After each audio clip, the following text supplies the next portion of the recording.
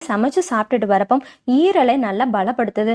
அதோட ஈரல் சம்பந்தப்பட்ட எந்தவித குறைபாடு இருந்தாலும் அதையும் சரி செய்யுது. பித்தநீர் சுரப்ப ஊக்குவிக்குது. உடலை பல்வேறு விதமான நோய்களோட தாக்குதல்ல இருந்து பாதுகாக்குது. மூக்கிரட்டை கீரை மற்றும் அதோட தண்டை அடிக்கடி சமைத்து உணவுல சாப்பிட்டுட்டு வரப்போ சிறுநீரகத்தை நல்லா ஆரோக்கியமா வைக்குது. சிறுநீரகத்துல கற்கள் இருந்துச்சுன்னா அதை கரைத்து வெளியேற்றுது. சிறுநீர் தொற்று நோய்களை சரி பண்ணுது. கீரையோட மஞ்சள் ஜீரகம் சேர்த்து கூட்டு மாதிரி வச்சு சாப்பிட்டுட்டு வரப்போ மலச்சிக்கல் சரியாகுது. வாரம் 2 முறை இந்த கீரையை சமைத்து சாப்பிட்டுட்டு வரப்போ ஆண்கள் மற்றும் பெண்களுக்கு ஏற்படுற மலட்டு தன்மையை சரி பண்ணுது.